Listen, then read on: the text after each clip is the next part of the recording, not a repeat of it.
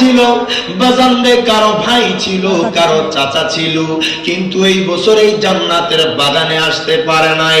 আমার আল্লাহর ডাকে সাড়া দিয়ে কবরে চলে গেছে। বাবা, আর সময় নাই দুনিয়ার হেলায় পেলায় থাকা, আর সময় নাই দুনিয়ার রং তামাশায় থাকা।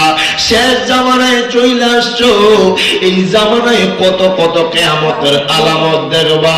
বাজান রে, এমন জামানায় চলে আসছো, ভাই তার ভাইকে বিশ্বাস করে না, বাবা তার সন্তানকে বিশ্বাস করে না, মা তার মেয়েকে বিশ্বাস করে না। কিয়ামতের আলামত বাজান রে, আর সময় নাই।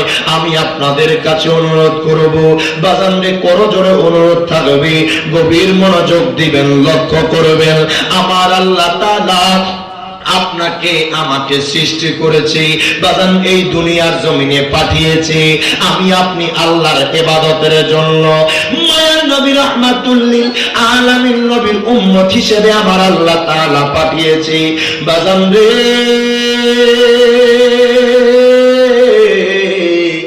বাজান একটা বার চিন্তা করেন, বাজান রে আজকের মাহফিলটা এমনও হতে পারে আপনার জন্য জীবনের শেষ মাহফিল।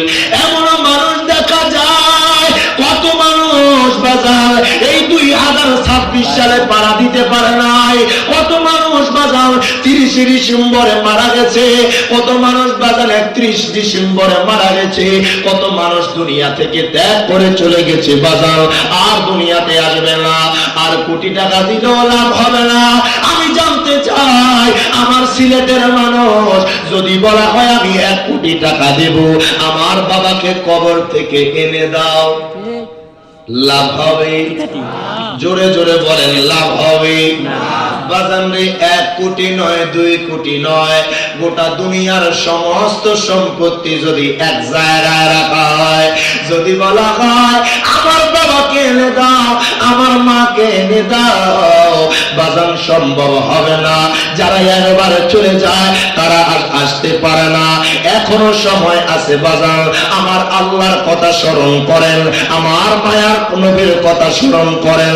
এই মজলিসে এমন বাজান মুরব্বী বাজান আছেন, কারো 60 বছর, কারো 70 বছর, কারো 50 বছর, কারো 55 বছর। বাজান রে কেন এই কথা বলছি একটা বার চিন্তা করেন।